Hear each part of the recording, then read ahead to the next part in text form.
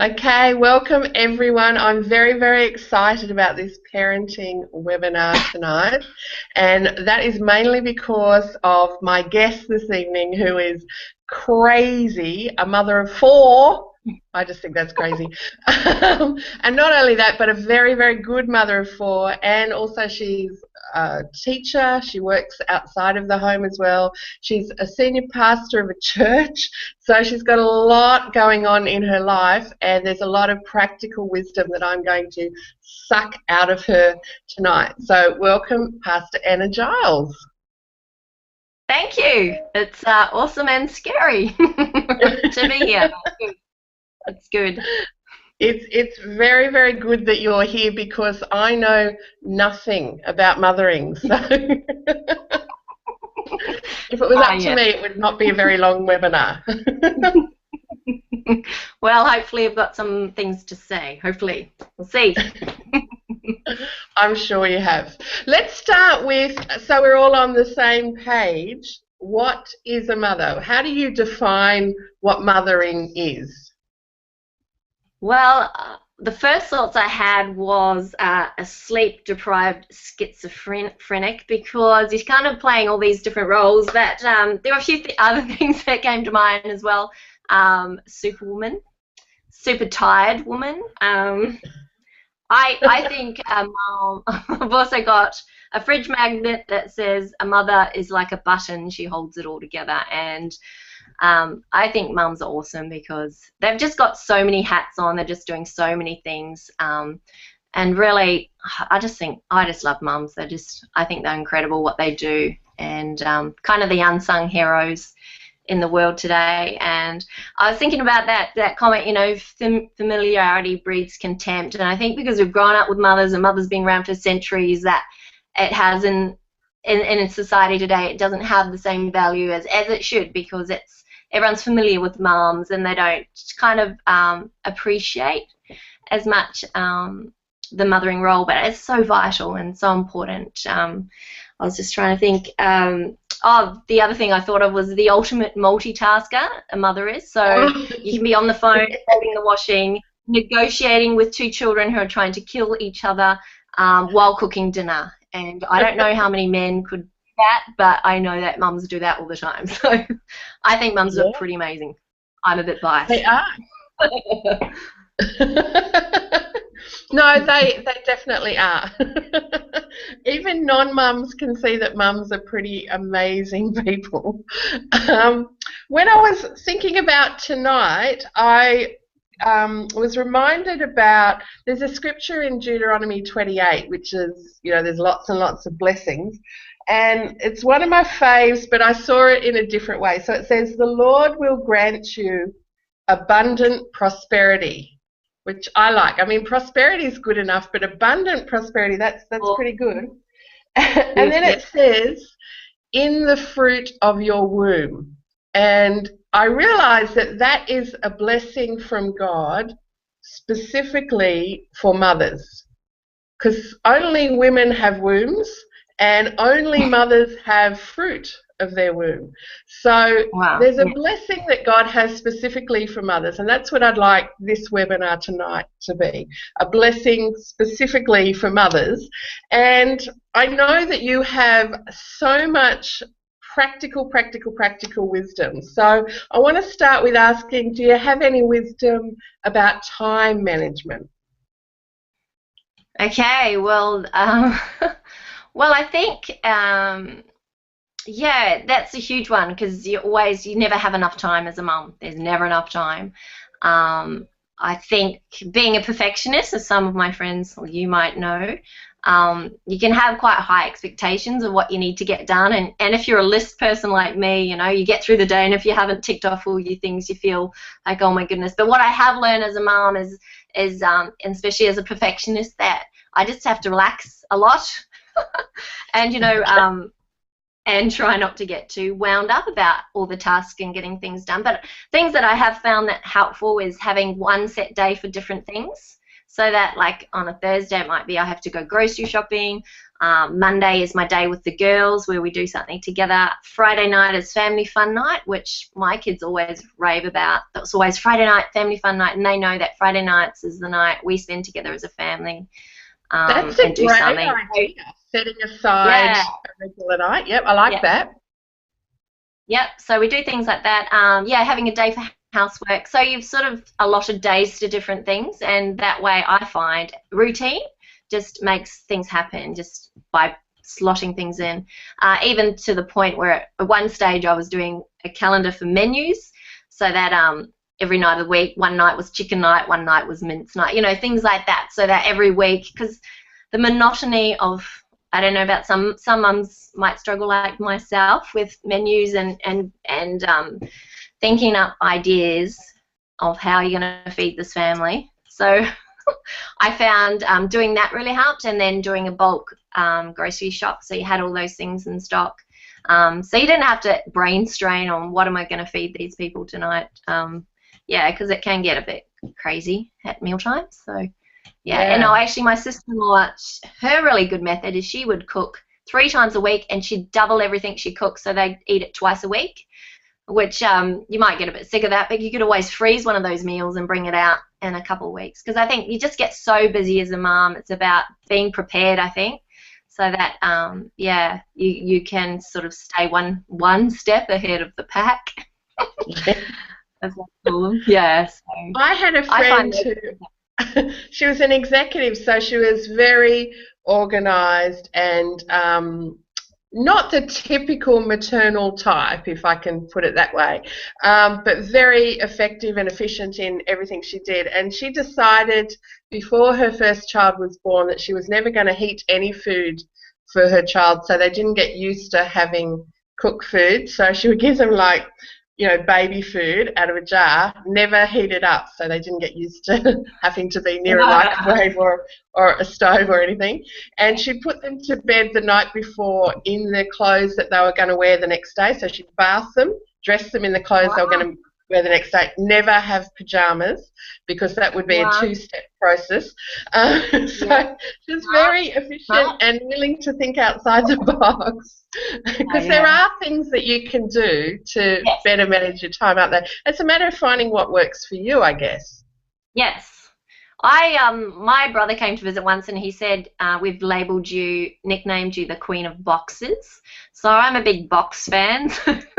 So my kids, when they come home, there's a massive big box. All their books, all their bags go in there, all their hats and stuff. So, and I find that really helps me, because in the morning when they're trying to find everything, well, have you looked in the box? So, and 2 of mine have boy eyes, so that really helps the boy eye syndrome. Things like that, just having a place for everything where the kids know where it is, because if you can train your children up to find stuff and put things away, then that's just going to help you, especially if you have more than 1 or 2 children. You kind of, you don't want to be doing their jobs for them. So, I'm a big box queen, yes. So there's my confession. So how do you determine priorities? Like, as you said, mums have to multitask. How do you determine what you're going to do with your day and your life and your kids? How do you make those priority choices? Because, coming back to being a super mum, I think there's a lot of pressure on mums to be super mum, and actually in reality, Superwoman does not exist. She is a cartoon or a movie star, so she isn't actually real. But we have a lot of pressure on being that super mum, be able to throw all these balls in the air and juggle everything. But my revelation on that is that we can do it all, but just not in the same season. And so for me, it's working out what my priority is for this season and how I'm going to stage. So that's a big thing for me. Just working out, and also just trying to keep everything in balance so that I know the kids are getting what they need. I'm getting the space and time that I need. The husband's getting the church. So, I mean, and it's huge. So, seasons come and, there's waves in seasons as well of, you might actually put something aside for a season because it's not fitting in. So, as far as, yeah, that kind of thing, it's yeah, what your priorities are. Taking time out to actually evaluate. I'm a primary school teacher, so I'm constantly evaluating everything and changing everything. But having the space to actually take the time out of the crazy chaos in your life, and even if it's an hour or whatever, and just sitting down and think, what's working for me right now? What's working? Oh, that's a good question. And I think like that's, that question. yeah, it's a good one, because when you start thinking about that, you actually come up with a lot of things. Because we're naturally quite negative and we go to what's not working. But when you actually look at what is working, you're actually quite surprised and encouraged. And then look at, okay, well, what could I alter or change, or what could I do better or more efficiently with my time? So back to backing things and things like that just helps get through the list. But yeah, just working out having that time out to work out also what is my priority for this season, what do I need to put more time in. At one point, my oldest son number 1, was having a few issues, and he's a quality timer, so I didn't go to church one day. I know, shock horror, the pastor didn't go to church, but he was having real struggle with, I know, can you believe it? He was having real problems with feeling like church was a sort of more and more priority to him. So I took him out of church. We went to the movies, we hung out, and just that one little thing just totally changed his life. And just things like that, like trying to bring everything back into balance and addressing things when you need to, but having the time out to actually look at it, because you actually have to get the time out of that chaos. Otherwise, you're just completely, sometimes really overwhelmed by just the busyness of life. So yeah. So I think that's an important tip to say to all of the urgent things. Yes. Wait. Just wait for an hour or whatever, because I'm going to focus on looking at what is important. Because there's a difference between urgent things and important things, isn't there?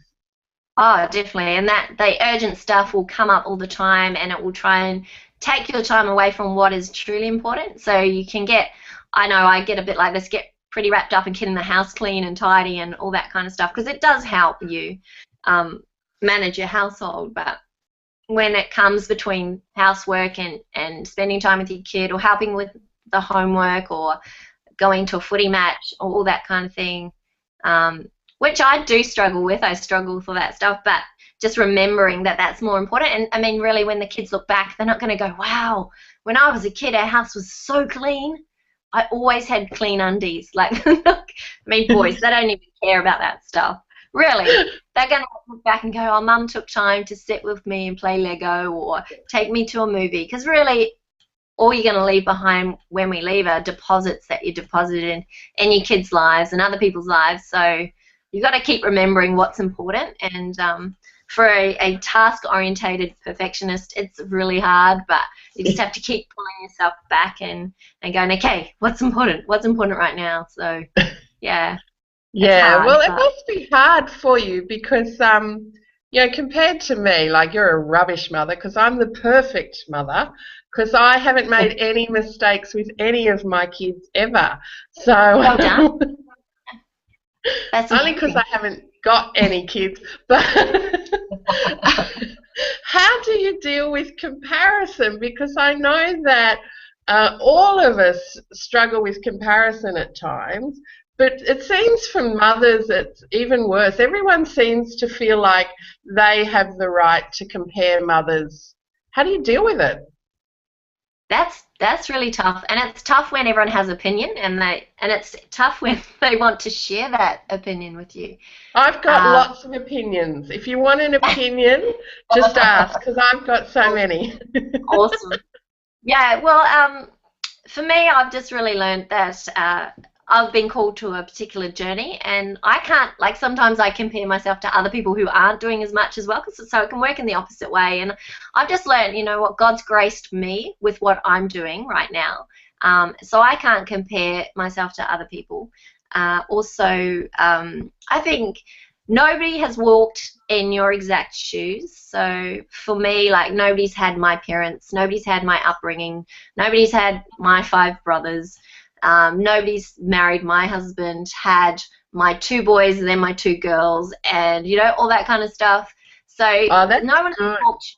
Yeah, nobody has walked in my shoes. And then my kids are all different. Nobody's had my kids with their personalities and the dynamics of that family. So when you compare yourself to someone else, it's really it's not fair, really, because you haven't walked their shoes, they haven't walked yours. So there's no comparison, and everyone's called to do a different journey. So yeah, you've just got to know that what you're doing is what God's called you to, and He's given you the grace and the strength to do it, and just rely on Him. And yeah. That's really good. While we're on the subject of nasties,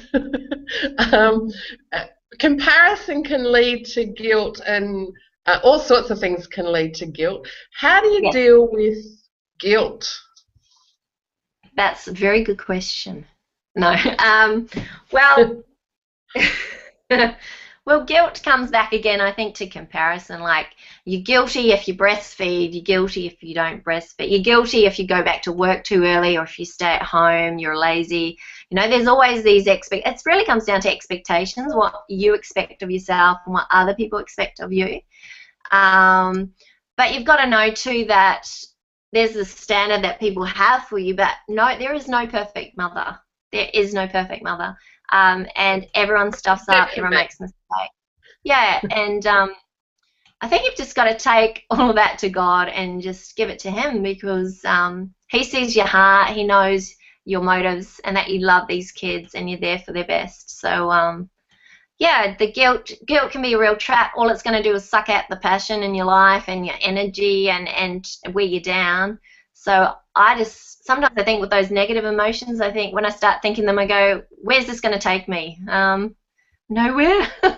So I'm just not going to go down that path. What benefit is this guilt going to do me? So just lay it down, give it to Jesus, let Him carry all that stuff for you. Yeah. That's good. I wanted to talk a bit about the impact of mothering, because I remember hearing you speak on a CD once, and you told a story about people going into a prison and helping with card making on Father's Day. Do you remember that story? Yes, that was really interesting. They had a prison ministry, so Christians, they'd go in and go and visit the prisoners, obviously, in the prison, and on Mother's Day they went in and they gave them all these Mother's Day cards, and pretty much everyone wanted one, and they were all sending them out. And so they went back on Father's Day thinking, oh yeah, we'll just give out these cards so they can send out Father's Day card, and I think like one person took them, which was really interesting. Yeah, but for me it was all about connection with mums. It's very much about connecting with your children, and I think mums have this special gift of the kids knowing that you're always going to be there no matter what happens. You're always going to be their safe place to come to. And, yeah, it was a really interesting thing they did and they discovered. So, yeah. Because prisoners in prison are usually there for a good reason, like they're murderers or they're thieves, or like they've done something that's pretty horrendous. But for them all to feel that connection with their mum still, and you see mums all the time, doesn't matter what the court case is, they always interview the mother, and the mother always goes, oh, he's a good boy, really, and he might have massacred 9 people or something, and the mum still totally believes in them, and they feel totally, connected to mum. So mums do have a really big impact on us, even as adults. Don't they? Your mum is someone special. Exactly, yes. So definitely, I'm recently, well, not recent, about how many years is it now? Coming up to 5 years ago, I lost my mum, and that was the day after my 3rd child was born. And I generally, when you grow up, a lot of the time you take your mum for granted, and you have your fights as you do. But when I lost mum, the impact of that was huge.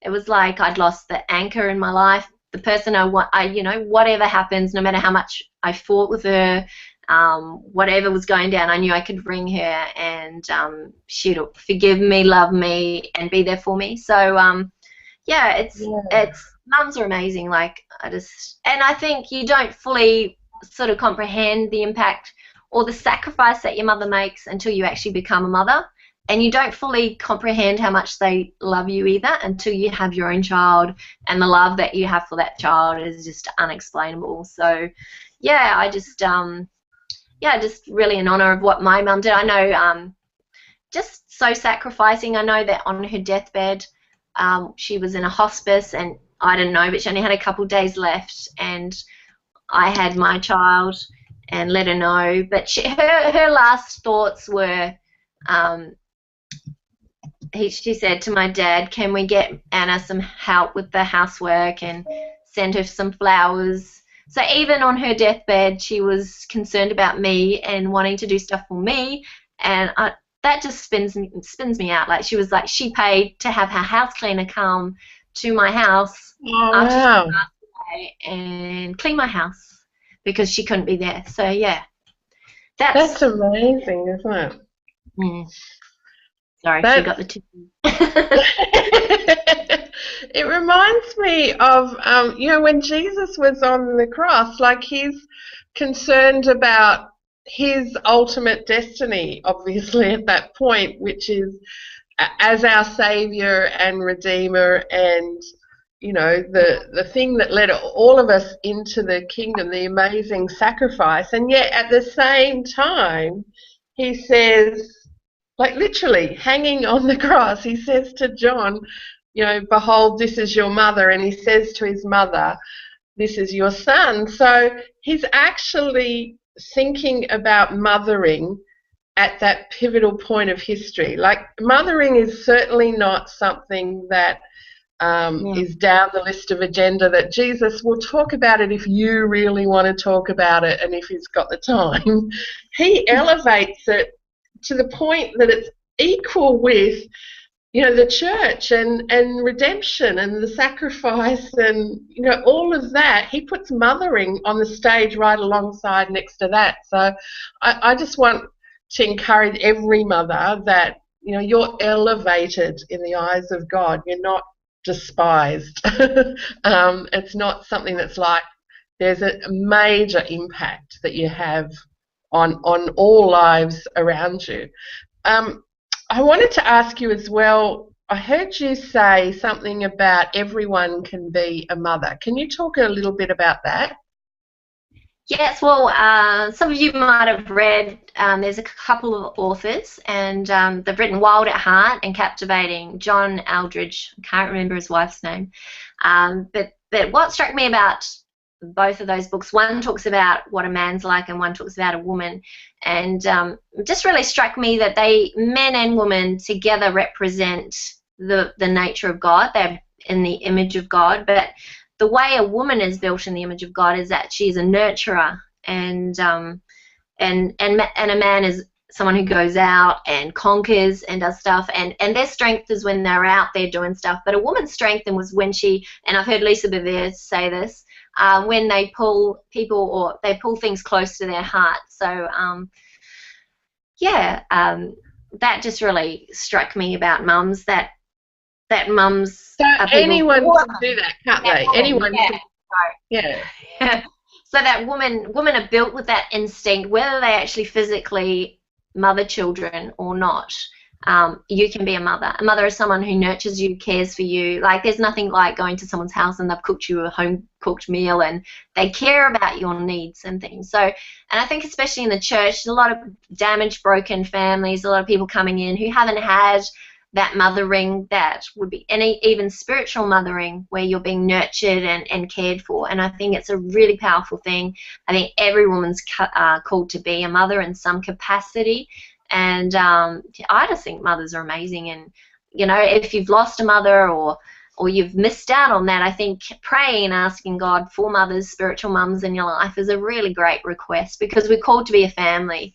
And yeah, family gets around and does those things. So yeah. That's really good. I like that, because a lot of people, particularly in our mobile society, they might even have mums, but their mums might be, on the other side of the world, literally. So praying for someone to be, a mother in your world is just amazing, because it's a ministry, really. It is, like you said, it's the heart of God. It's showing his character, his nurturing side. And if I rang up any church in the world and said, I want to have a full-time minister come and just minister to me 24 hours a day, and I want them to cook all of my meals and make my bed and wash my clothes and do all the things that mothers do every day, I don't think I'd get anyone to come for even one 24-hour period, let alone every day, week after week, month after month, year after year, for decades. So, full-time ministry is really not that great compared to the ministry that Mothers is doing, even though sometimes we see it the other way. You can't despise the ministry of Mothers, can you? So if there are any mothers on the call and you want to come and organise play dates for me and cook my meals, feel free to let me know. Good luck with that, Sharon. Good luck. Yeah, it might not happen. What's the best bit of advice that you've had about mothering? Well, it wasn't per se about mothering, but at our women's conference this year, we had amazing Selena Malcolm, good friend of mine, come up, and she preached on living in today, and I think that's a really powerful. For me, that was a real powerful, inspiring thought, especially as a mum, because sometimes you're so busy planning in the future that you don't sort of live in today. But her whole take on it was that God's equipped you and called you to live in today. You have grace for today. You have wisdom for today. You have everything you need for today. But when we're constantly living in tomorrow and worrying about tomorrow and anxious about tomorrow and planning for tomorrow, then we miss out what God has for us today. And we don't have the strength and the wisdom for tomorrow. We have it for today. And that was really powerful. And I think as a mom, sometimes we miss that. And the other thing we miss is actually being there in the moment. So you can be sitting with your kid, but your child, but you're already thinking about dinner or whatever else that needs to be going on, instead of being there with them in that moment. And they feel that connection or that disconnection. So, that's a really challenging thing. But just being in the moment and knowing that God's going to give you the wisdom and the grace and the strength and anything else you need for today. That's great. Yes. Yeah. I know with finances as well, I remember walking around for months just going, I have everything that I need today, because my mind was thinking, I've got to pay the mortgage in a couple of weeks, I haven't got the money to pay that, and like God was just training me to remember that I've got everything that I need for today and that tomorrow can take care of itself. That scripture in Matthew 6 where it says, tomorrow has enough trouble for its own, or you can worry about tomorrow, but just today is all you need to focus on. So that's good advice. Great advice. Yes. I wanted to talk about mothering. Obviously is all-consuming, particularly when you have 4 kids. Do you have any time to do anything outside of, I know you've got work and church and all that, but I'm thinking more of something that, not that they're not a passion for you, but is it important to have things outside of mothering, or is it important to just focus on mothering for that season and not have anything outside of mothering? I think that's a really individual thing. So for some moms, their passion is mothering. That's what they've lived to have children. That their passion is right there and they love it. They thrive on it, and that's. I think you still need something outside of, you still need to keep yourself interested and you need to have something, because mothering can, day in, day out, it's a bit like that movie Groundhog Day where you get up and you do the dishes again and you make the breakfast again and you make the nappy and then make the beds and then so it can become very monotonous and boring and a bit repetitive unless you really like housework. But, I think it's good to have outside interests or even just friends outside of that circle, and just to keep yourself, keep that spark going. But for me personally, I really had to look a lot outside just being a mum, although just being a mum is not just, I mean, just being a mum is amazing and that's enough in itself. But for me personally, to keep my passion and my zest and to be interesting for my kids, I really had to find things outside. So I don't know, my passion, I love the local church. So I love doing women's events and things like that and preaching. And so that's something that I get fired up on, and that gives me energy. And yeah, so I'm a bit crazy like that. So yeah, for me it was things like that. I'd love to play hockey again, but my husband keeps warning me that I might just cark it in the field. So I'm a bit scared to try now that I'm really old. So I won't be doing that for a while. But I do enjoy going to the gym. I'm not going at the moment because I have an injury, but you know, just things like that, or even just having a coffee with friends, or going to the movies, or just things like that, just normal everyday things. But just getting that break away from the kids, if nothing else, just to have you time. Because I think it's really important to keep you healthy, because if you're healthy, your family's going to be healthy. If you're emotionally healthy, the family is going to be emotionally healthy, because you are like the center, you're the heart of the house. I really believe that God's called women to be that heart. So, yeah, keeping yourself healthy is, some people feel really guilty about taking time out for themselves, but you have to do it because you've got to keep yourself alive and energetic and healthy for your kids. They need you well and happy and thriving. So, yeah. And I mean, obviously that's a very practical thing. They do need you to be healthy, because if you're, you know, out of action, it's not great for them. But also they need to, all of the things that you think are priorities for kids. So a lot of mothers say, I just want my kids to be happy, and that's their number one priority. But kids learn from mimicking you and seeing you and what you're modeling, and so unless you're happy, the chances of them being happy are reduced. So you have to, it's almost like you're forced to be happy for the kids' sake. You have to find some passion that makes you come alive, don't you? Yes, definitely, definitely. And that was so much me. I think I had my second son, and I was at home, and that was all I was doing. And I was, to be honest, going a little bit crazy.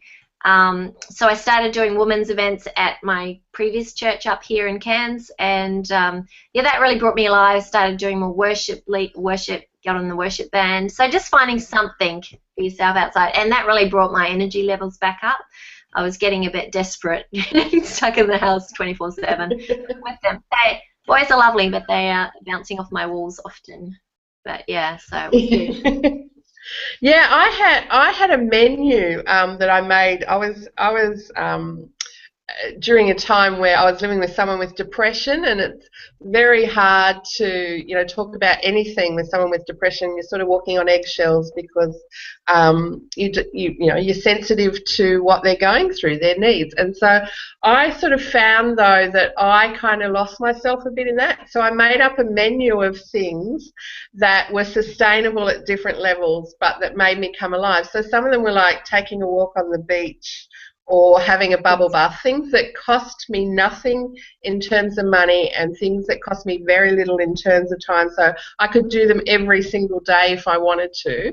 And then having things that, like, I could only do every couple of years, like an overseas holiday, and all things in between. So something that I could do fortnightly, like going to the movies, and something that I could do monthly and quarterly, and that. So that I knew when I had to find my passion, that there was something that I could do, whether I had just a few minutes to do it or something that I could look forward to doing in a couple of weeks' time or whatever. So I think it's really important to do that. Yeah, that's brilliant. Brilliant. Yeah, because you do, and even just having the little things, because sometimes you don't get a big amount of time. So just having those little things is awesome. But I think as you were talking, I was thinking, you know, sometimes, especially when you first become a mum or you've been doing it for a while, you can get lost in that whole world of mothering and actually lose a part of who you are or what you love or what you're passionate about. So I think that's part of finding that passion again, I think, or keeping that passion is not losing that part of who you are. because you can get tied up in being mum and doing everything for everyone, and you lose your sense of identity, I guess it is. And yeah, so passion and finding out what you're passionate about, where it can really bring you back alive again. Yeah. Yep. That's so true. And I want to take you back. I don't know if you remember this, but this is going back like 16 years or something. When I first met you at Bible College. When I was 12? Is that when I was 12? And one of your passions at the time was Esther, and you had an amazing revelation on Esther, and you wanted to create an event that basically pampered people. And I believe that you're doing something like that now. Is that right? Yes. So we launched, I think we've done it 2 years in a row now, what we call SELA. So we're very fortunate. We live up in Cairns, tropical North Queensland, and we have amazing islands. So we found this amazing resort, and it's on the island, Fitzroy Island, and we take all our girls over for like a 24-hour, but really it's more like 2 days. Because we stretch it out, and it's just sensational. And I say to the girls, don't bring the kids, leave them at home, even though we love kids. I just think it's really important for women to get that break, to get that time away, and to be able to just fully concentrate on just one, connecting with the other girls at church and in our community, and two, connecting with God. And we bring a masseuse, and the other year we had massages, pedicures and manicures, and yeah, we had mocktails this year. So I'm really loving it, because it's just beautiful to be able to do things for women, because even if the women are not mothering or whatever, we just wear so many hats as women. We do so much stuff, and we're always giving out. And for me, it's really awesome to be able to take the girls away and minister to them and just bless them and pamper them. And the whole thing around Esther was that Esther spent 12 months, wouldn't that be nice, in day spas? And although we can't do 12 months, we can do 2 days. But basically just being prepared to be brought before her king. And that really struck me, because I thought, sometimes we think preparation has to be hard work, and you have to slave away and cut things back and get told off and all that. But sometimes preparation for stuff is just letting God love on you. And so we do that in a practical by having massages, but also spiritually just connecting with God again and letting Him just love on you and prepare you in His presence. And yeah, I just love it. I think it's really powerful, and the girls love it too. So yeah, very excited. So next year, the whole year away, but yeah, it's very exciting. It's a tropical island on the Great Barrier Reef off Cairns, with mocktails and massages and ministry and other women that you can connect with and chat to, and no men allowed. I love that. I know. You're right. So good. You should come, Shaz. And we spend the first day is just really about, because we get like an 8 o'clock ferry over, because you have to go by boat. But we spend like the first 8 hours just hanging around the pool. If they want to scuba dive, go for walks, just chilling out and just resting, because our lives are so busy that just being able to actually physically stop our bodies and just relax I think it's really important, just getting that rest. And then when you come into the ministry time, which is the next 24 hours, you're rested and you're more able to receive. And yeah, you've had those connection times with the other girls, which really nobody knows what another woman goes through like another woman. And they are the best friends you can ever have, is to have you walk through life with mothers or with women who know what you've been through and what you go through and what's it like to be a woman in this world at this time, at this age. So the connections you build, friends, just I don't know how you get through life without friends, good friends by your side. So for me, it's all about helping girls build those friendships and making the effort to build friendships too. It takes time and effort, but it's so worth it. Yeah. Well, you think about, because I love this revelation that you've had, and I've never heard anyone else talk about it, but to know that pampering is God's idea of preparation, because I think sometimes our idea of preparation can be, trials or sacrifice or selflessness or something. It's certainly not pampering, but that, God's a good father God as well, and he's a good king. He's not up in heaven dreaming up torturous trials for us to go through. He wants to give us the best, doesn't he? I mean, he wants his queen to know the goodness that he is and that he has for us. That's just beautiful. So I love what you're doing with Selah. I really, really think that that's great. And I know that you're shifting the time. I know you haven't even announced anything for 2015 yet, because I sort of looked on the website. I could only find the 2014, but it's going to be this time next year, is it? Yes, it is. The 22nd and 23rd of May. Okay. Yeah. So, and yeah. they can still use the same form as last year if they need to, or they can go to the website and yes. Yeah. And so who's the speakers for 2015? Well, it's interesting you should say that no man shall come to the island, but this next year we're branching out. We've got Jamie and Selena Malcolm. Selena spoke last year, or this year. So we've invited Jamie, and that should be very entertaining. He's an amazing communicator, hilariously funny, and he's bringing his wife, so keeping it all safe. And because he's surrounded by crazy women. But I thought it was good sometimes because, it's like I've often thought I'd love to preach at a men's conference, because really when another man gets up, when another man gets up and talks about what a woman needs, do they know what a woman needs really?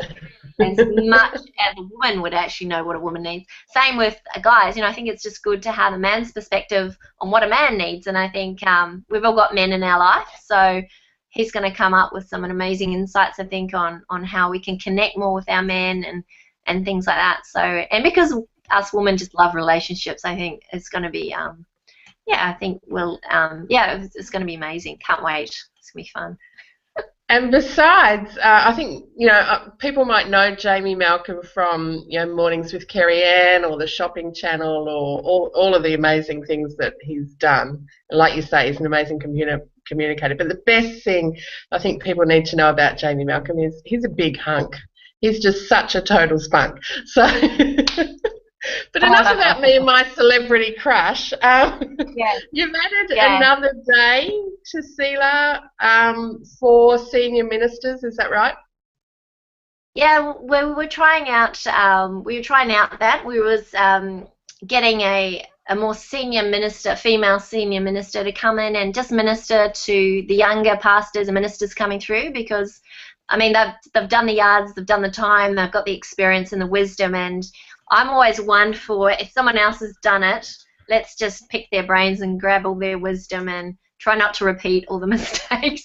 And I think that's a really cool thing about generational things, is that we can actually stand on the shoulders of the people in front of us and not have to go through that pain and suffering, or just, finding out what their revelation is and how they have survived so long, because really ministry sometimes is a matter of survival, but also of thriving and trying to find how to stay healthy, how to keep your marriage healthy, how to keep your kids healthy in ministry.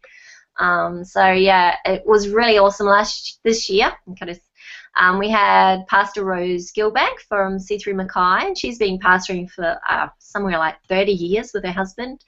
And we had 4 of us there, and we just had an amazing time and connection. It was brilliant. So I'm just enjoying connecting with other senior ministers that are in my position, with the kids in the scene, young kids, and just building those relationships, because like I said before, friendship really is the thing that can keep you and help you get through life and get through life having a laugh and having a good time. So and having a cry when you need to. So I just think the power of friendship was just so underrated, but so powerful. And so for me, it was just an amazing time, a connection. I was so blessed. About to spend actually 3 days with those girls, and it was awesome. So we're looking forward to looking at doing that again next year. That's right. And any time you connect with someone, it's amazing what you catch from that person, what rubs off on you from that person. It's not just a one-way kind of thing where you get, some intellectual concepts. You actually pick up things in your life and in your world. You're affected by that, spending time together. And the Bible talks about it both ways. It says the wise become wiser when they hang out with wise people, and it also says don't walk with an angry person unless you become angry and learn his ways. So both the positive and negative can kind of rub off on you, so it's really important to intentionally find positive environments where you can literally hang out with people and let their wisdom rub off on you and learn from them in a way where it's more caught than taught. And you can literally see what they're doing and feel how they, conduct themselves. It's completely different to just reading it in a book, isn't it? Oh, definitely, because you catch the spirit behind it. You catch their spirit and what God's done and the revelation. That's the thing I love about spending time or hearing someone preach, is when someone preaches from their revelation or talks from their point of revelation where God's transformed them. That's just so powerful, because you can, like you say, you can catch that and that will transform your world. So yeah, it's powerful, powerful stuff. And I know my husband, Pastor Brendan, was preaching on Sunday about show me who your friends are and I'll show you your future. I think that's a famous quote from someone, but really, really powerful. Wow. Who are you hanging around with? Yeah, so show me your friends and I'll show you your future. Really powerful. So did he tell you not to hang out with me? Never. He knows me very, very well. That could be scary. Can I ask you if you've got one piece of advice, like the best piece of advice that you've got for mothers? It can even be something that you've already shared tonight, but I just want to kind of underline it and fluoro and highlight it and put it in bold. If there's one thing that you want mothers to remember from you, what would that one piece of mothering advice be? I think don't compare yourself. Don't try to be Superwoman, because she doesn't exist. And find out what your season is and live in that season. And don't let other people put expectations on you. Go to God for what He wants you to do in that season, because as it says in His Bible, His burden's light and easy. And when we take on other people's expectations and our own expectations that are not of God, then it just becomes this weight on your life and it holds you down. So yeah, for me, definitely, and also know that you're amazing. The job you do is just priceless. You cannot put a price on that. And yeah, you're just sowing these amazing, incredible seeds that you might not see in 5 years or 10 years, but they are there and God is watering them. And just know that you are so treasured and amazing. Amazing. Yeah, that's good. That's really good, because I felt like I really wanted to lift people up, like lift up mothering. There's not a lot of things in our society that does elevate mothering, and when I was thinking about tonight, that was the heart of God that I kept sort of hearing was, to lift mothers up, that He really wanted them to feel elevated. Like I think the psalmist said, He lifted me up out of the miry clay, and miry clay is something that kind of wants to suck you down into it and get stuck to your feet, feel like concrete blocks. You feel like you can't get out of it. And sometimes mothering can feel, like you said, it's a bit of a burden and weighing you down, but his burden is light and easy, and He wants to, lift people up out of that and make mothers feel like that you are on the throne next to the King, that's your rightful position. That's where you're seated in heavenly places, even though you might be washing pooey nappies. That there is an elevation that comes, because I think that's the most important thing for all of us to know, but especially for mothers who can feel sometimes undervalued, I guess.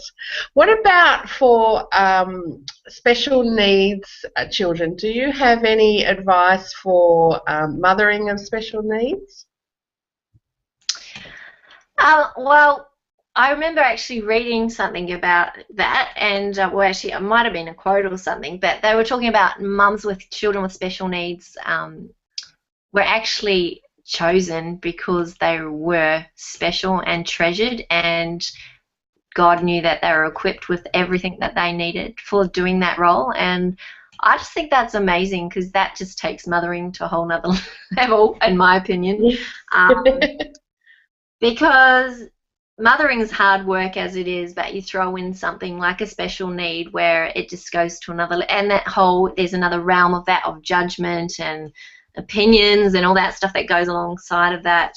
It's a tough, really tough gig, but I think you've got to know that God's actually given, and this was one thing actually I didn't share, but God actually I believe God looked at you as a mom and went, this is your child. You're going to have this child and this child and this child. And I think God purposely matches us up. And for me, that's a revelation that God actually has chosen you to be that child's mother.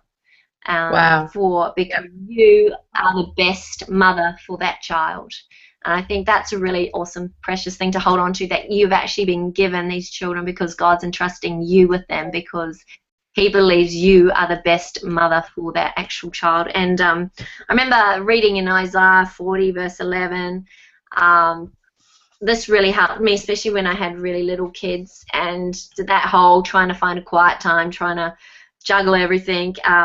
It actually says that He gently leads those that have young. And I think mothers, especially mothers with special needs kids, just know that God is leading you gently, that the expectations we place on ourselves are not placed there by God. They're often our own. And He just has so much gentleness and compassion and grace and, upon you for your season, for that child, for your mothering. So, yeah. Yeah. I know when there was a case when Jesus was ministering where there was a blind man, and he'd been blind since birth, and they said, the question that they wanted to know of Jesus was basically, who's at fault here? Is it the parenting, or is it genetics? Like, did he sin, or was it the parents? And Jesus was just like, it's got nothing to do with that. You know, there's a bigger plan. It's the glory of God. It's not about him, and it's not about his parents. And I think sometimes we have to understand that there isn't, a specific line of causation where if you parent this way, then that's going to happen. I remember I saw an interview just recently with a book called Far From the Tree, and it was about parents that had children who were completely different to them, and some of them were criminals, like they were mass murderers, the Columbine massacre. Some of them were special needs children. Some of them were gay and had different sexual preferences, and it was a whole range of parenting things, but all of the kids were completely different to the parents. And he looked at, their parenting, and the question that he was trying to examine was, what do we change in our child, and what do we accept is their identity and celebrate and support? And I think, the scripture that a lot of people think about when they think about parenting is train up a child in the way they should go. How do you look at what sort of things are important to understand about your child, and what sort of things do you think you can change? Do you know, I think you talked before about one of your children was a quality time children or something. What do you mean by that? Okay. Because you can love your kids, but there's got to be that connection point where they feel loved. So for my son, it's like there's a book called The Love Languages. There's one for kids as well, The Love Languages for Kids by, I think, Gary Chapman. Can't remember the other guys. But he talks about the 5 love languages. So everyone has a preference, a way that they prefer well, the way that they feel loved. So he compares it to, like, I might be speaking German to you and you might only speak French, and we might be telling each other that we think each other's awesome, but we're not going to understand that because we're speaking a different language. So with kids, yeah. So my oldest son, his love language, the way he feels connected is quality time. So he loves to talk. He loves to tell you his stories and spend that time with you talking. My second son, he's what we call the Klingon, and he's a physical touch boy. So he loves, he just wants to be hugged. He would hug you all night and not let you leave his bed if he could have it that way. And that is physical touch, quality time. There's acts of service. So if you're someone who feels loved by people doing jobs for you, doing the dishes. Oh, yeah, come on over if that's you. Yep. Come over to Sharon's house.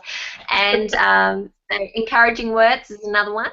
So, yeah, some people just feel loved by having someone speak encouraging words over them. Trying to think of the last one. Oh, gifts. So it might not be the size or whatever the gift is, it's the thought behind the gift. So I've thought enough of you today to buy you this, and that makes people feel loved. So finding out what your kids' love language is really powerful, because you can actually connect with them in a way that they actually feel. Yeah, so yeah. That's cool. So understanding, my love language, by the way, is chocolate. But okay. I think that's mine. Understanding what you're not going to change about them, what is just, you know, inherent in them, God-given in them, is really important as well. What about gifts and talents? Do you have any sort of wisdom about how you kind of manage gifts and talents in kids? Well, going back to your scripture you were talking about before, train your children up. It actually says in the way they should go.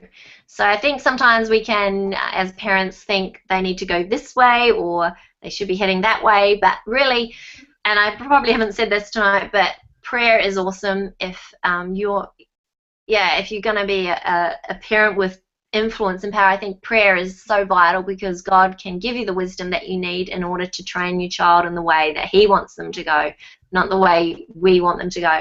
So our own agenda sometimes can kick in. If you've been, for example, a football fanatic and maybe played in a state level, you might really want your kids to be doing football and send them down. And that's fine if that's what they want to do.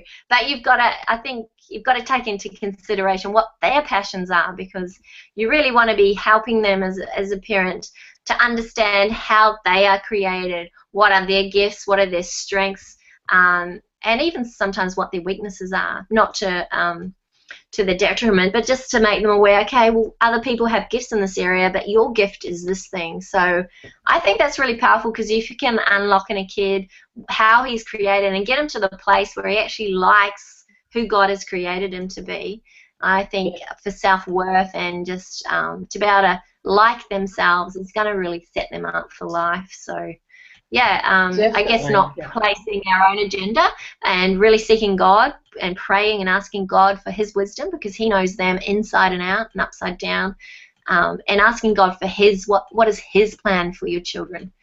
Yeah. That's great. And it is it's a constant thing. Like, you don't do one where you celebrate them for a year and then you try and change the things that need changing. It's like every day is a combination of both. It's like, wow, you're doing really well at this, and we need to try a bit more on this. And like, you're always making, you know, that kind of decisions, aren't you, when you're bringing up kids? Yes, and like I think you were saying before about modelling, it's all about modelling. I mean, what do they say? You can say what you want them to do, but if they see something different living out in your life, then there's going to be confusion there. So yeah, it's really about trying to be the best model you can, and pretty much doing what you're preaching. So, yeah, it can be tough. My modelling career is set to take off. You're absolutely right, because like Jesus was like, follow me. That was the most impacting statement He had, and like Paul was, imitate me even as I imitate Christ. So that modelling of, I am the message that I'm giving to my child, I am the living epistle or the living example of what I want them to see and be is so important, isn't it? Yes, and I think you can forget that they're actually children, because sometimes we get this mindset that they're adults, but I say that because when you're training or teaching a child, you have to repeat and repeat and repeat, sometimes 1,000 times, and just continually do that, and eventually they get it. And I think sometimes we judge them, we're like, why can't you just get it? But when you think about your own life and the way that God's had to repeat and repeat and repeat and repeat some stuff to you, you kind of go, oh, okay. But also that they're children and they're in that training process. So I think we need to give them a lot more grace, I think, than we do, because often adults will expect children, or can you just grow up, or can you just, process that emotion differently? But they're learning this, they're learning all this stuff, and they're still processing and growing. So I think we can't have too high expectations. I mean, you've got to have standards, but you've also got to give them the grace to fail and the grace to just to learn in that process and to encourage them. And I find the biggest thing for me with discipline, and I do this in when I'm teaching, is the quickest way you can motivate a child to learn is to actually positively reinforce what they're doing well. And I don't know for you, but for me, if someone came up and told me all the stuff I was doing badly, it's just going to make me feel guilt and shame, and it's actually going to shut me down. Whereas if someone comes up and tells me all the stuff I'm doing well, then it makes me go, oh, and I feel good, my self-esteem rises, and I can actually tackle things that would have been hard in the past. So I think even in a classroom dynamic, if I go in there and start telling off all the naughty kids, everyone gets really but if I go in there and start praising all the ones doing the right thing, then all the rest sit up and they want to do the right thing. So I think, and it's easy to get in that negative slant and just keep going down there, but I think you've got to keep pulling yourself back and just seeing the best in your kids and drawing that out of them. Well, you're doing really, really well. We're out of time, unfortunately, but I think that's a great way to end this webinar, because I think that's the message that all mums need to hear, is that they are doing really, really well. They're doing the most important job in the world, and if they're on the call tonight, it's because they're trying to do better. And I've found it doesn't matter what skill you're talking about or what environment you're talking about, the people who are best at something are the ones that are trying to be better at something. So just the fact that they're on this call tonight and they're interested in better parenting and being the best mum that they can be to their kids just speaks volumes about the calibre of mum that they already are.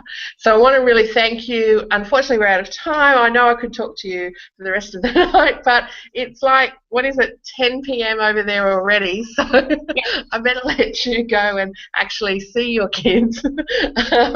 And thank you so, so much for everything you've given. I'm sure it's been a big help to a lot of people tonight. So thank you, Anna. Oh, thanks for having me. It was awesome. Cool. That's so good. Thank you, everyone. Bye.